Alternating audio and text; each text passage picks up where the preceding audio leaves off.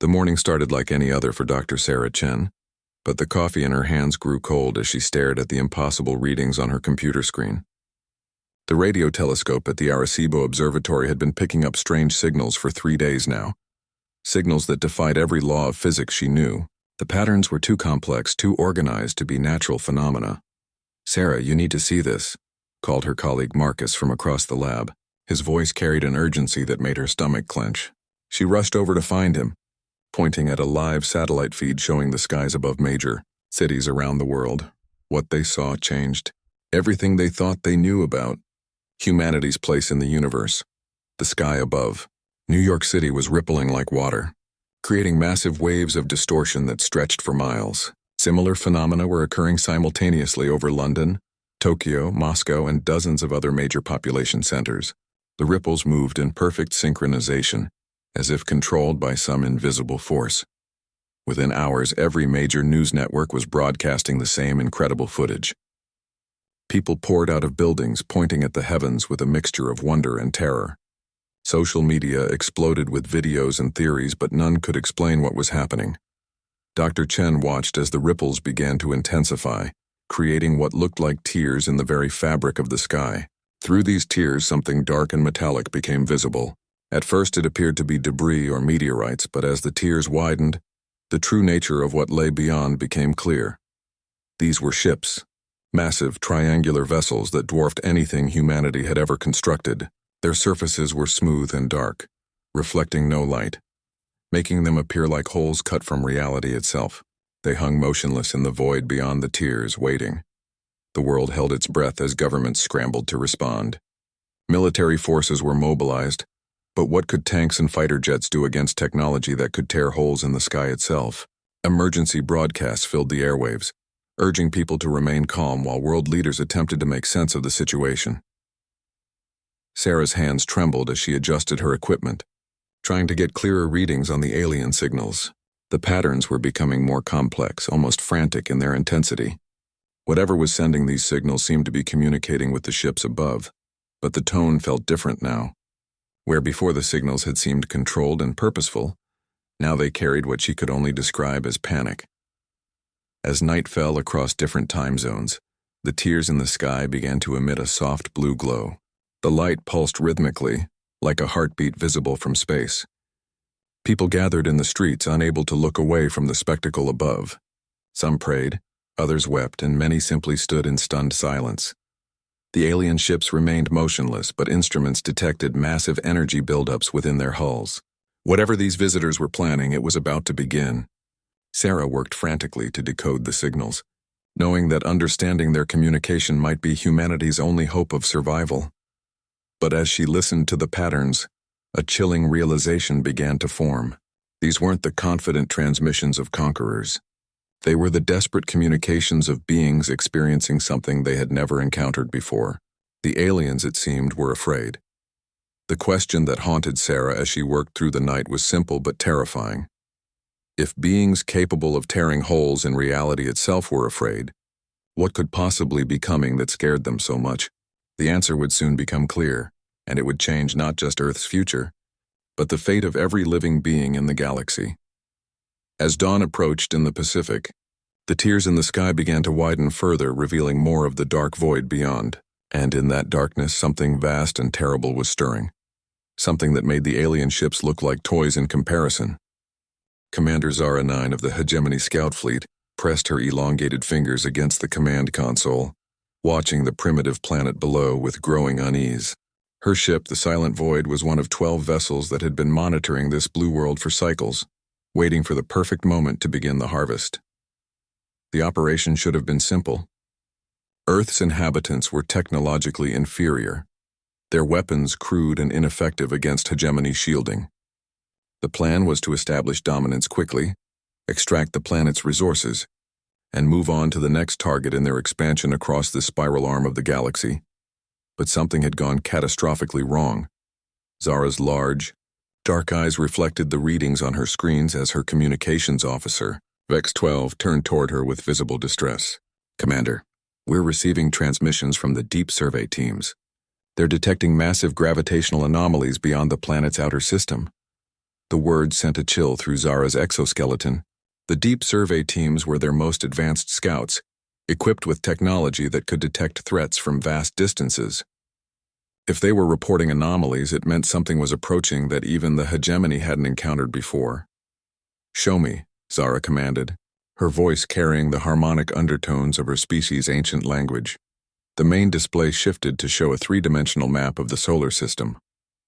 Beyond Pluto, represented by dozens of red warning indicators, was something that defied classification. The gravitational signatures suggested objects of impossible size, moving at speeds that should have torn them apart from the sheer force of acceleration. "How long until they reach this system?" Zara asked, though she dreaded the answer. "At their current velocity, less than 2 planetary rotations," Vex 12 replied, his normally steady voice wavering. 2 days. They had 2 days before whatever was coming would arrive. Zara's mind raced through the possibilities. The hegemony had conquered hundreds of worlds, faced dozens of alien species, and never encountered anything they couldn't handle through superior technology and tactical superiority. But the readings before her suggested something beyond their experience entirely. "Open a channel to the fleet," she ordered. "All vessels, emergency protocol 7. We need to consider immediate withdrawal."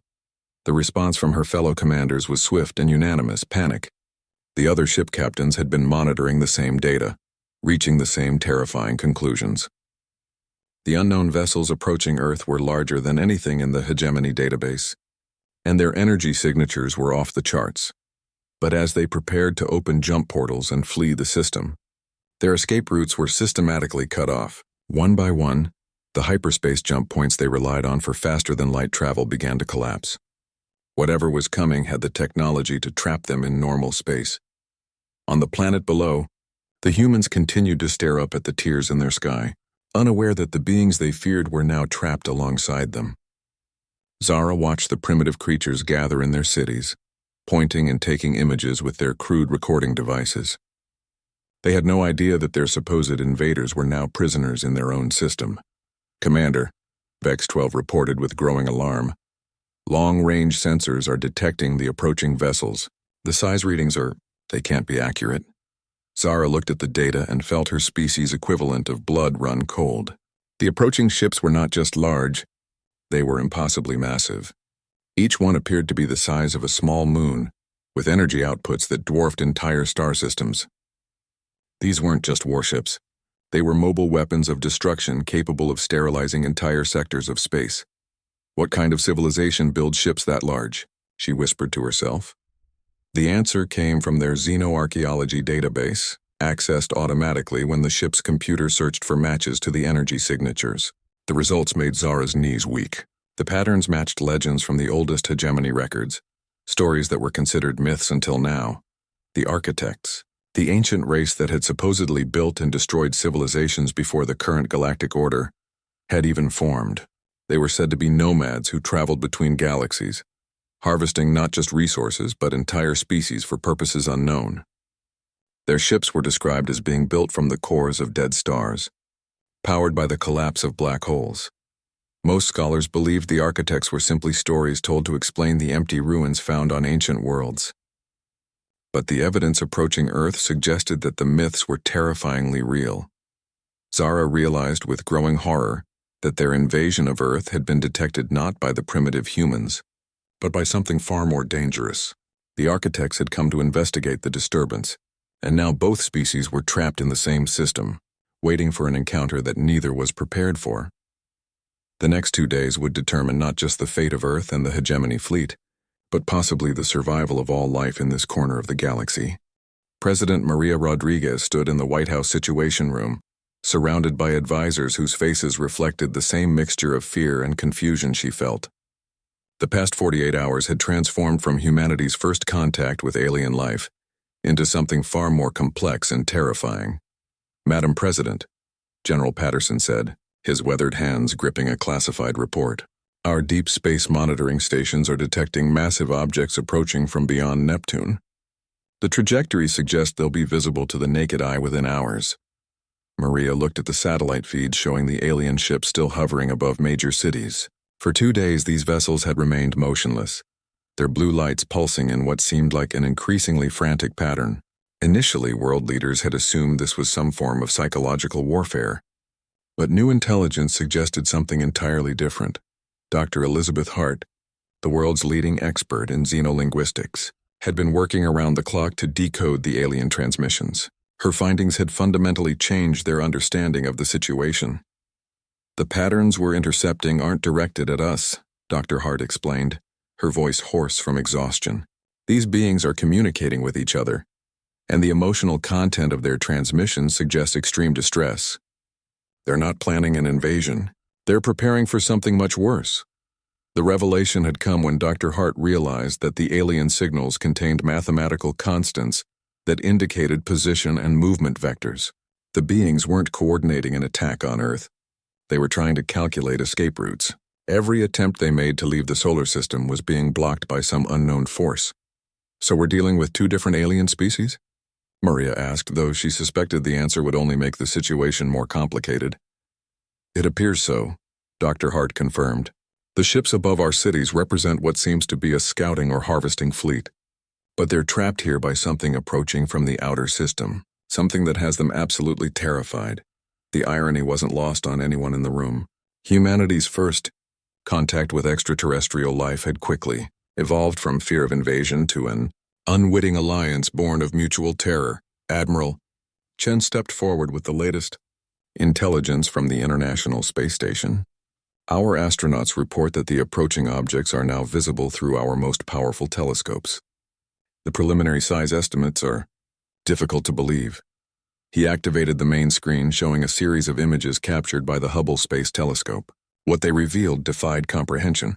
The approaching vessels were so massive that they distorted space around them, creating gravitational lenses that bent light from distant stars. Each ship appeared to be roughly the size of Earth's moon, with surfaces that seemed to absorb rather than reflect light.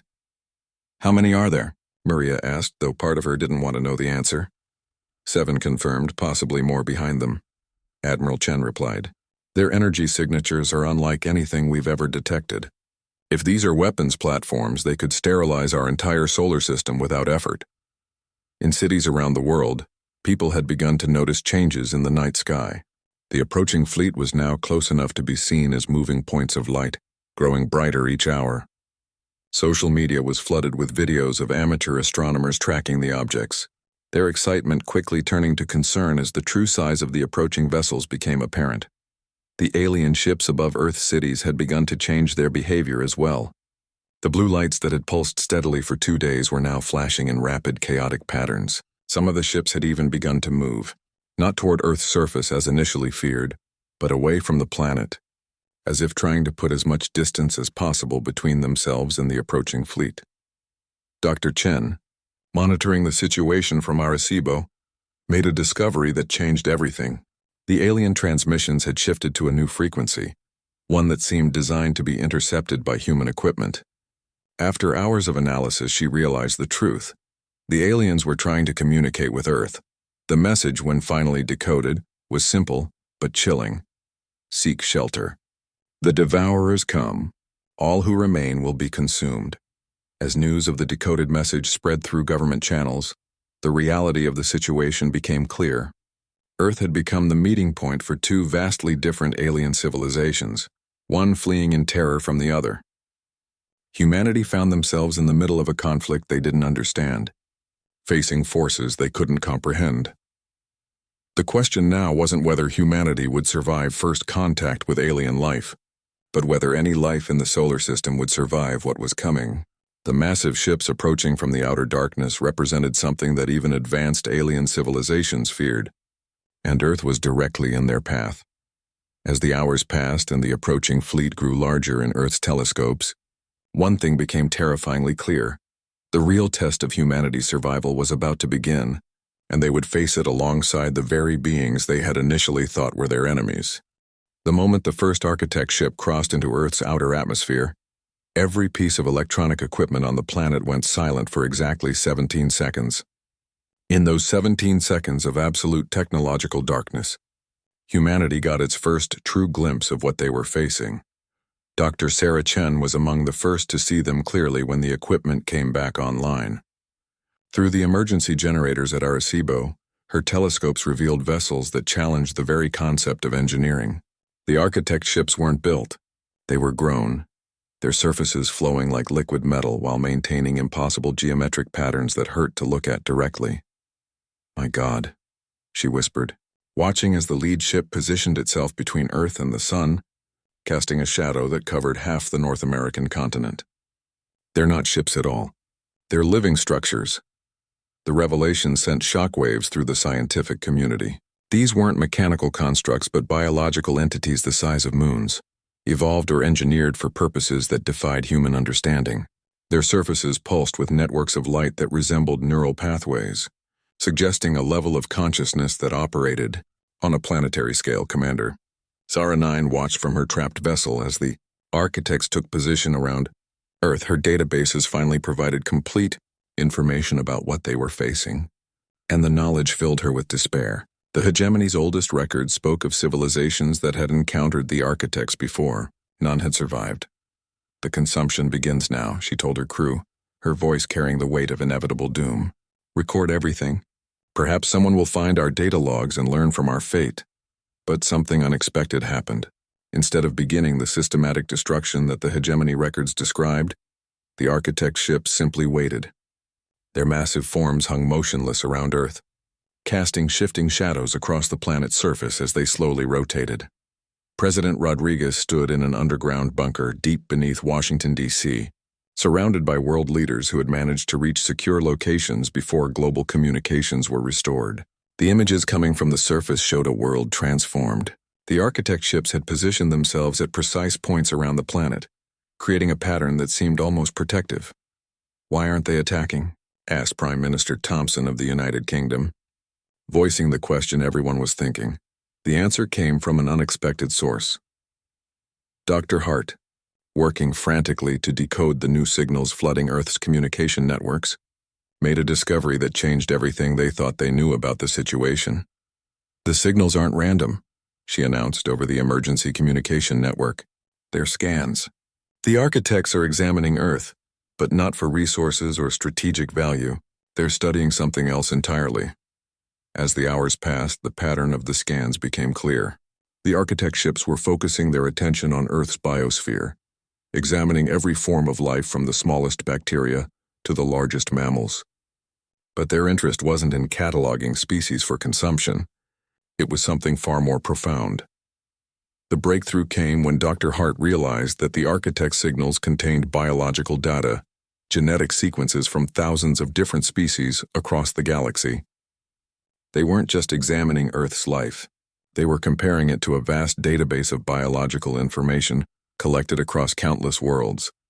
"They're looking for something specific," she reported to the world leaders. "Some kind of biological marker or evolutionary trait. And I think they found it." The discovery that changed everything came from the most unlikely source. A small research station in Antarctica detected unusual activity beneath the ice sheets. Ground-penetrating radar revealed structures that had been buried for millions of years. Structures that showed signs of artificial construction, but predated human civilization by geological ages. As teams worked to excavate the Antarctic sites, the architect ships began to move.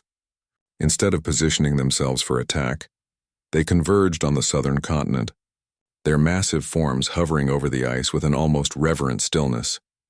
What the excavation teams found beneath the ice challenged every assumption about Earth's history. The structures were clearly artificial, built from materials that didn't exist naturally on Earth.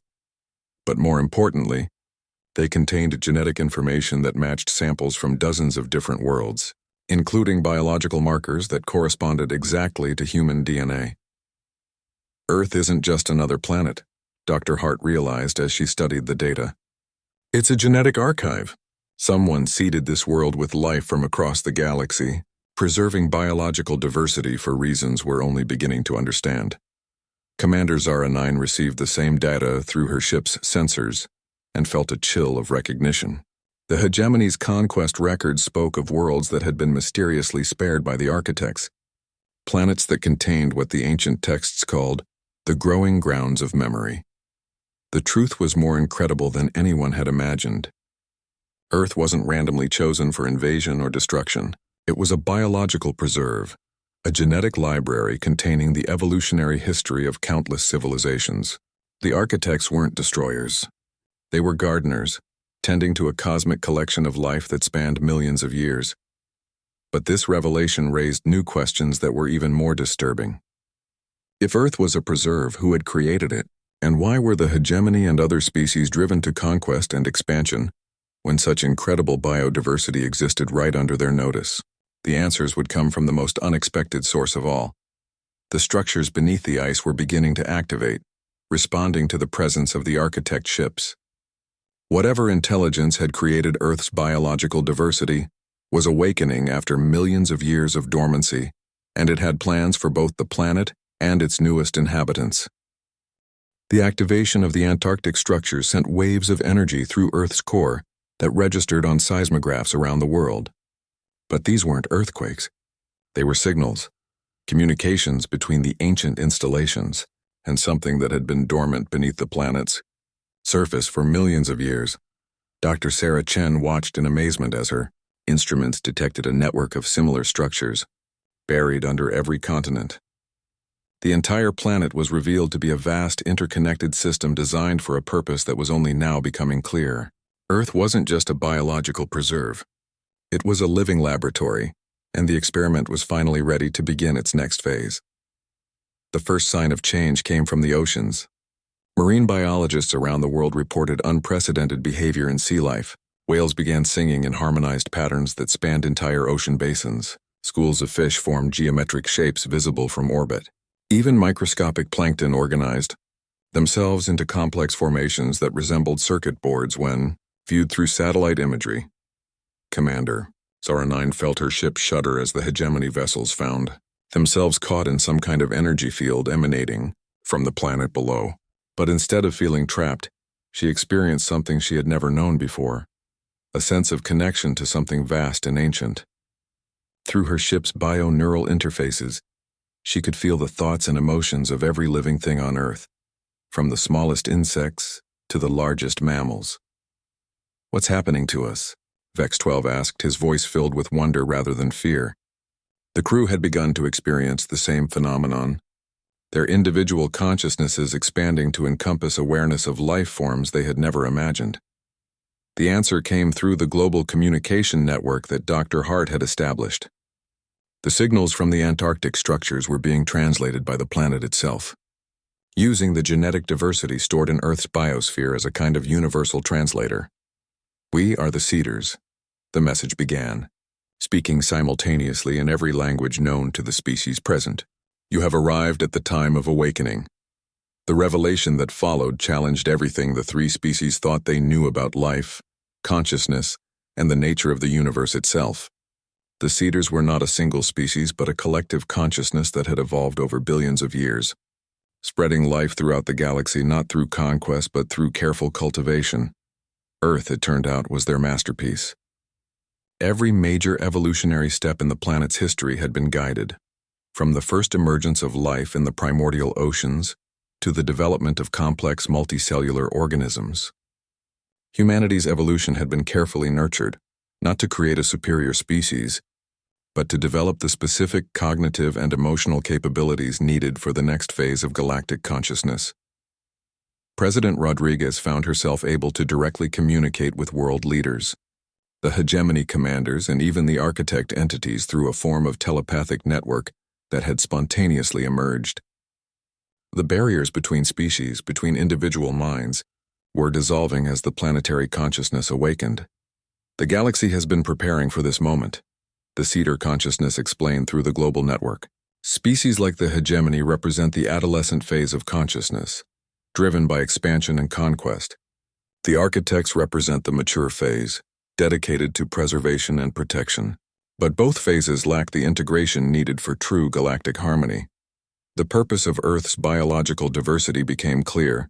Each species, each evolutionary branch represented a different aspect of consciousness. Humans contributed creativity and emotional depth. The hegemony offered technological innovation and organizational capability. The architects provided wisdom and long-term perspective. Together they formed the components needed for something unprecedented, a truly collaborative galactic civilization. But the transformation wasn't without its challenges. Around the world, people struggled to cope with the sudden expansion of their awareness. Some embraced the connection, finding joy in feeling the thoughts and emotions of other species. Others fought against it, terrified of losing their individual identity in the vast network of consciousness. The hegemony crews faced similar challenges. Their society had been built on hierarchy and competition, concepts that became meaningless when every individual could feel the needs and desires of everyone else. Commander Zara 9 found herself experiencing emotion she didn't have words for as she felt the wonder of human children seeing snow for the first time and the ancient sadness of whales mourning their dead. The architects, being the most evolved of the three species, adapted most easily to the new reality. Their massive ships began to transform, their biomechanical surfaces opening like flowers to reveal gardens containing life forms from thousands of different worlds. They had been collecting and preserving biological diversity for eons, waiting for this moment when all the scattered pieces of galactic consciousness could finally be brought together. Dr. Hart made the most significant discovery as she studied the data flowing through the global network. The transformation wasn't limited to the solar system. Similar awakenings were beginning on worlds throughout the galaxy, triggered by Earth's activation. The Cedar consciousness had been waiting for the right moment, when enough diverse species had encountered each other to begin the next phase of galactic evolution. We're not just witnessing first contact, she realized with growing excitement. We're participating in the birth of a new form of life, one that spans entire star systems. The implications were staggering. Wars between species would become impossible when everyone could feel the pain of their enemies. Resource conflicts would end when the needs of all life forms were equally valued. The competitive drive that had fueled both human advancement and hegemony expansion would be channeled into collaborative exploration of the universe's greatest mysteries. But, as the transformation accelerated, a new challenge emerged. Not everyone was ready for such a radical change in consciousness, and resistance to the awakening was beginning to form among all three species. 6 months after the awakening began, Earth had become something unprecedented in galactic history, a world where 3 different species lived and worked together as equals. The transformation hadn't been easy, and not everyone had embraced the new reality, but those who did found themselves part of something magnificent. Dr. Sarah Chen stood in what had once been the Arecibo Observatory, now transformed into a communication hub that connected Earth to awakening worlds throughout the galaxy. The facility buzzed with activity as humans, hegemony scientists, and architect entities worked side by side to establish contact with newly conscious civilizations across the spiral arm. Signal confirmed from the Andara system, reported Vex 12, who had become her closest collaborator in the xenolinguistics project. His natural harmonic language combined with human creativity had revolutionized their ability to communicate with species they'd never encountered before. The resistance movements that had emerged in the early days of the awakening had gradually faded as the benefits of the new consciousness became undeniable. Crime had virtually disappeared when potential criminals could feel the pain they would cause their victims. Mental illness was being treated through direct emotional support from the global network. Even physical diseases were responding to treatments developed through the combined knowledge of all three species. Commander Zara 9 had left her ship to establish the first integrated colony in what had been the Sahara Desert. Using architect bioengineering and hegemony technology, they had transformed the barren landscape into a thriving ecosystem that served as a model for restoration projects around the galaxy. Her greatest joy came from working with human children, whose natural adaptability to the new consciousness made them excellent ambassadors to other awakening species. President Rodriguez, now serving as Earth's representative to the Galactic Consciousness Council, reflected on how much had changed. The old concepts of national boundaries and species superiority had given way to a collaborative approach to problem-solving that had already yielded incredible results. Diseases that had plagued humanity for centuries were being cured. Environmental damage was being reversed at a rate that would have been impossible with any single species working alone. The architect entities had revealed the full scope of their mission during the integration process. For millions of years, they had been collecting genetic material and cultural knowledge from civilizations throughout the galaxy. waiting for the moment when enough diversity existed to support true galactic consciousness. Earth had been the final piece of the puzzle, the world where all the collected biological and cultural diversity could finally be integrated into something greater than the sum of its parts. Dr. Hart's research had revealed that the awakening was spreading faster than anyone had anticipated. Worlds that had been locked in warfare for centuries were suddenly finding peaceful solutions to their conflicts. Species that had never been able to communicate were developing shared languages overnight. The competitive drive that had fueled both progress and destruction was being channeled into collaborative exploration of the universe's deepest mysteries. The most remarkable discovery came when the integrated consciousness began to perceive patterns in the universe that no single species had been able to detect. Dark matter revealed itself to be a form of cosmic consciousness, the medium through which awakened civilizations could communicate across galactic distances. The mysterious force that humans called dark energy turned out to be the universe's own awareness, actively guiding the evolution of consciousness on a scale that spanned billions of years.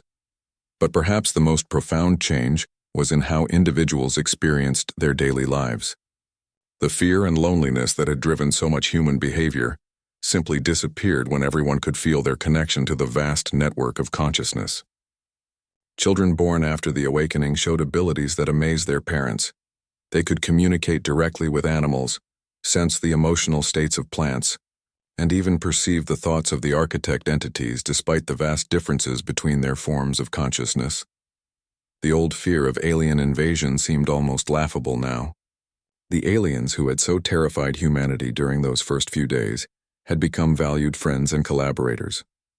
Hegemony technology was helping to heal Earth's damaged environment. Architect wisdom was guiding humanity's expansion into space in a way that preserved rather than destroyed the worlds they encountered. Human creativity and emotional depth were adding new dimensions to both species' understanding of beauty and meaning. As Earth's first year as an integrated world came to an end, the three species faced their next great challenge: establishing contact with civilizations beyond their galaxy. The Andromeda Galaxy showed signs of its own awakening consciousness, and preliminary signals suggested that the process of integration was a universal phenomenon, occurring wherever life had evolved sufficient complexity and diversity. Dr. Chen looked up at the night sky, now filled with the lights of ships from dozens of different worlds, all working together to expand the network of galactic consciousness. The journey that had begun with fear and misunderstanding had led to the greatest adventure in the history of any of their species: the exploration of consciousness itself on a cosmic scale. The stars no longer seemed distant and cold. They pulsed with the thoughts and dreams of countless civilizations, all connected through the invisible web of awareness that permeated the universe. Humanity had feared the arrival of aliens, but what they had received was something far more precious: their place in the cosmic community of consciousness that spanned all of creation. The real journey was just beginning, and it would take them further than any of them had ever dared to imagine.